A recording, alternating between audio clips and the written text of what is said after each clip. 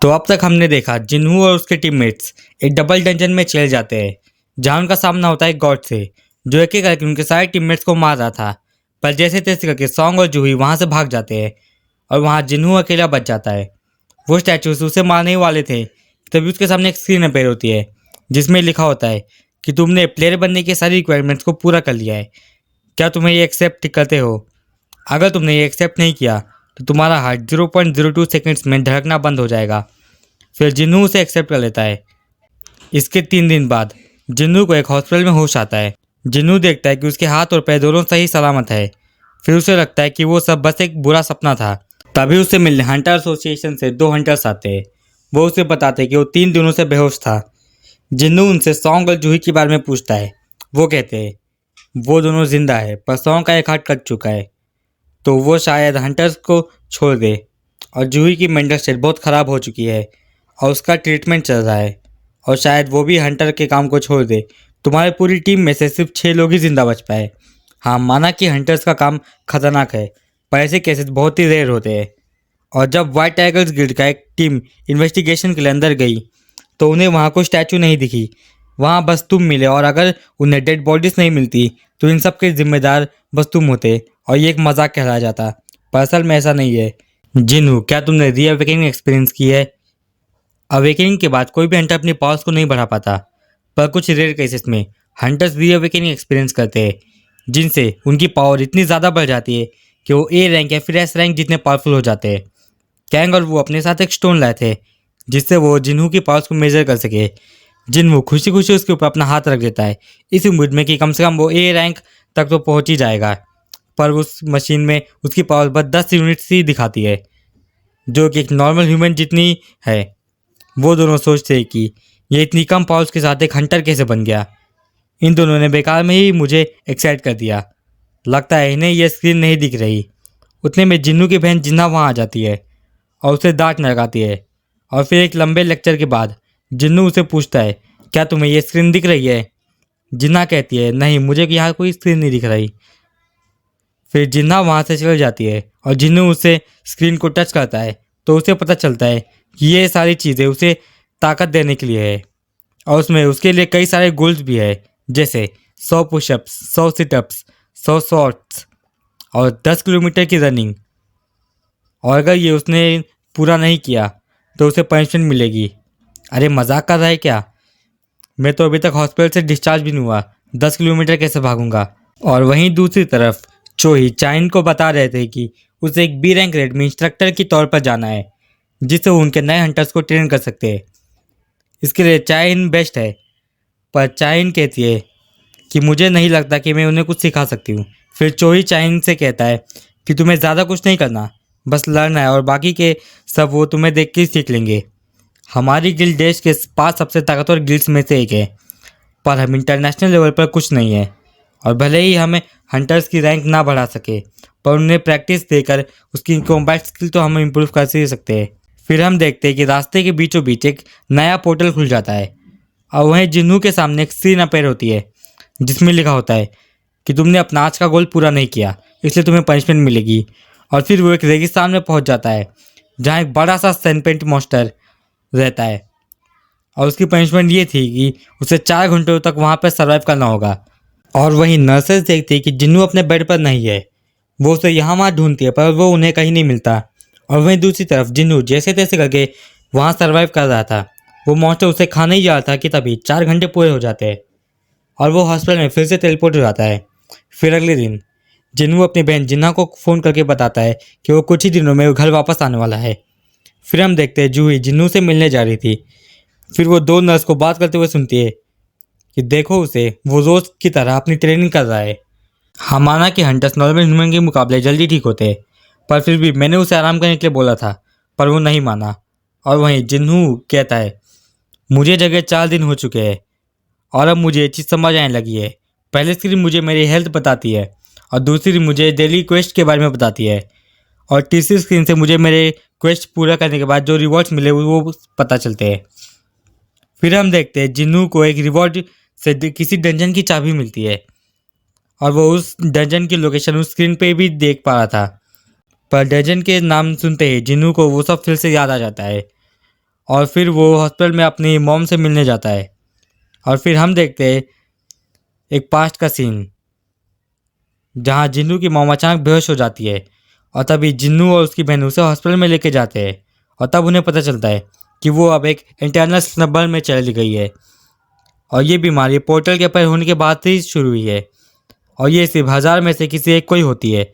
और आज के मॉडर्न साइंस भी इतना एडवांस नहीं है कि वो इसे ठीक कर पाए, वो ज़्यादा से ज़्यादा उन्हें बस जिंदा रख सकते हैं। फिर हम देखते हैं कि जिन्नू उसी टेंशन के बाहर आकर खड़ा हो जाता है जिसकी उसे चाबी मिली थी और फिर वो उसके अंदर जाता है तो वो देखता है कि वो लोगों के लिए एक नॉर्मल सा वे है पर उसके लिए वो एक अलग सा डायमेंशन है। फिर उसके सामने एक स्क्रीन आती है जिस पर लिखा होता है कि तुमने अब एक इंस्टेंट डेंजर में एंट्री कर दी है। फिर एक नोटिफिकेशन आता है जिसमें लिखा होता है अब यहाँ से बाहर जाने के बस 2 ही तरीके हैं, पहला तुम्हें यहाँ के बॉस को हराना होगा और दूसरा तुम्हें आगे जाकर टेलीपोर्टेशन स्टोन मिलेगा जिससे यूज करके तुम यहाँ से बाहर जाते हैं।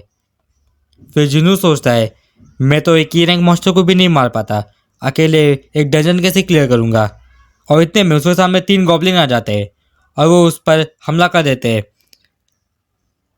पहले तो जिन्नू उनसे बच रहा होता है पर गुस्से में आकर वो एक गॉब्लिन को मार देता है और फिर वहीं उसके अंदर कॉन्फिडेंस आ जाता है और वो 3 गॉब्लिन्स को मार देता है। फिर तभी वहाँ एक मॉन्स्टर वुल्फ आ जाता है और उसके हथियार को तोड़ देता है। फिर जिन्नू समझ जाता है कि ये मॉन्स्टर बाकी गॉब्लिन से ज़्यादा ताकतवर है और तभी उस पर वो हमला कर देता है और जिन बस उससे बचता है और वो उससे बच बच के थक चुका था और फाइनली वो उस मॉन्स्टर को एक मुक्का मारता है और मॉन्स्टर दूर जाकर गिर जाता है। फिर जिन सोचता है क्या मेरे अंदर इतनी ताकत आ गई है, पर उस मुक्के का उस मॉन्स्टर पर कुछ असर नहीं होता। वो वुल्फ उस पर फिर से अटैक कर देता है और जिन उसे बस 25 मारते जाता है। तभी उसे याद आता है कि उसके पास एक इन्वेंटरी है और वो अपने इन्वेंटरी के अंदर से एक तलवार निकालता है और उस वुल्फ को 2 टुकड़े में काट देता है। उस वुल्फ को मारने के बाद उसके जख्म हील होने लगते हैं और वहाँ 2 और वुल्फ आ जाते हैं। पर इस बार जिन्नू से नहीं डरता क्योंकि उसके पास एक तलवार है, पर वो ज़मीन के अंदर धस चुकी है।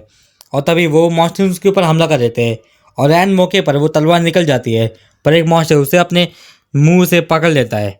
जिन्नू उसे लात मारकर अपनी तलवार निकालता है और उसका गला काट देता है और ये देखकर वो दूसरा वाला भाग जाता है। फिर जिन्नू देखता है कि उसका लेवल बढ़ गया है और अब वो लेवल 2 पे पहुंच गया है और उसे उस मॉन्स्टर के पास जाकर एक फैंग मिलता है और फिर उसकी स्क्रीन पर एक शॉप का ऑप्शन आता है, पर उसका लेवल कम होने के कारण वो शॉप को एक्सेस नहीं कर पाता। फिर जिन सोचता है कि अब मुझे क्या करना चाहिए, बिना बॉस को मारे मैं यहाँ से बाहर नहीं जा सकता और इतनी जल्दी मुझे टेलीपोर्टेशन स्टोन भी नहीं मिलेगा और अगर मैं ऐसे ही बैठा रहा तो भूख के कारण मैं मर जाऊंगा। फिर वो और ज़्यादा वुल्फ को मारने लगता है और उसे इन सब में मज़ा आने लगता है और वो बिना रुके उनका शिकार करना शुरू कर देता है और एक के बाद एक उसका लेवल अप होने लगता है। फिर एंड में उसे एक टाइटल मिलता है द वुल्फ असैसिन का, जिसे जब भी वो किसी एनिमल टाइप मॉन्स्टर से लड़ेगा तो उसकी सारी एबिलिटीज़ 40% से बढ़ जाएगी। फिर हम देखते हैं कि एक पोर्टल के बाहर कुछ लोग खड़े होकर बात कर रहे थे कि हंटर्स अभी तक यहाँ तक पहुँचे क्यों नहीं। और तभी जिन अपनी इन्वेंटरी चेक करता है तो उसे उन वुल्फ से कई सारे फैंक्स और एक क्लॉक मिलता है और अब उसे टेलीपोर्टेशन स्टोन भी मिल जाता है। और वहीं दूसरी तरफ जूही को हंटर एसोसिएशन से कॉल आता है, वो उसे एक रेड मारने के लिए रिक्वेस्ट कर रहे होते हैं और जूही उन्हें पहले रिजेक्ट करने के लिए पछताती है और सोचे जब जिन्नू इतना मेहनत कर रहा है तो मैं क्यों पीछे रहूं, और वो उसे एक्सेप्ट कर लेती है। और वहीं जिन बिना रुके डंजन में आगे बढ़ता है और कई सारे मॉन्स्टर्स को मारने के बाद उसे समझ आता है कि जब मॉन्स्टर्स के नाम का कलर वाइट हो तो मतलब वो उससे कमज़ोर है और जब उसका कलर ऑरेंज हो तो मतलब वो बराबरी के है और जब उसका कलर लाल हो तो मतलब वो मॉन्स्टर उससे कई ज़्यादा ताकतवर है। और अब जिन्नू थक चुका है और उसकी तलवार भी टूटने वाली है, पर फिर भी वो रुकता नहीं है और आगे बढ़ता है और आगे से उसे एक बहुत ताकतवर मॉन्स्टर्स की प्रेजेंट महसूस होती है और उतने में उस पर एक हमला होता है। उसकी तलवार बीच में से टूट जाती है और वो कहता है कि इतना डेवलप करने के बाद भी इसका नाम ऑरेंज में शो हो रहा है, लगता है यही यहाँ का बॉस है। और उतने में उसके ऊपर एक और हमला होता है और वो पानी के अंदर जाके गिरता है, पर वो मॉन्स्टर उसका पीछा भी नहीं छोड़ता है, वो उसे मार मार के इधर उधर गिराता है। और फिर जिन सोचता है कि मैं अभी भी इतना कमज़ोर हूँ, आखिर मुझे कितना ताकतवर बनना पड़ेगा। फिर उसे मिस्टर सॉन्ग की बात याद आती है, सभी लोग तुम्हें सबसे वीकेस्ट हंटर कहते हैं, अगर तुम्हें उनसे गलत साबित करना है तो तुम्हें कड़ी मेहनत करनी होगी। फिर वो मॉन्स्टर उस पर फिर से हमला करता है और उसे मारते मारते एक अलग ही एरिया में ले जाता है। मुझे वो निकनेम इसलिए दिया गया था क्योंकि मैं सब में सबसे ज़्यादा कमज़ोर था। जिनके पास भी ताकत होती है वो हर सिचुएशन में सबसे ऊपर होते हैं, लेकिन हम कमज़ोरों का ताकतवर के पास कोई काम नहीं होता। हम बस डर के मारे कांपते हैं और लूजर्स की तरह सब होते हुए देखते हैं। फिर वो मॉन्स्टर उसे मार कर एक दीवार के ऊपर फेंक देता है। फिर जिन्नू कहता है मुझे ताकतवर बनना है, मैं ताकतवर बन के ही रहूँगा। फिर उसकी पूरी बॉडी एकदम से ग्लो करने लगती है। मैं इतनी जल्दी हार नहीं मान सकता। ये सांप उस मॉन्स्टर के सामने कुछ भी नहीं है। वो उसे अपने हाथों से ही मारता है और लड़ते लड़ते वो उसके ऊपर चढ़ जाता है। फिर जिन्नू अपने सारे पॉइंट से अपने हाथों को मजबूत बनाता है और उसे पकड़ के अपने हाथों से उसके स्किन को मार तोड़ने लगता है। वो सांप उसे गिराने की पूरी कोशिश करता है पर जिन्नू गिरता नहीं है। जिन्नू अपनी पूरी ताकत से उसका गला दबाकर उससे मार देता है। फिर उसके सामने नोटिफिकेशन आता है कि उसका लेवल अप हो चुका है। फिर जिन्नू मुस्कुराता है और कहता है आखिरकार मैं थोड़ा तो ताकतवर बन ही गया। फिर उस मॉन्स्टर को मारने के बाद उसे एक डैगर मिलता है जो कि उसकी पुरानी स्वॉर्ड से कई ज़्यादा ताकतवर थी और वो एक सी रैंक वेपन था। क्योंकि जिन्नू ने उस बॉस को हरा दिया था वो डंजन गायब हो जाता है और वो एक ट्रेन के स्टेशन पे टेलीपोर्ट हो जाता है।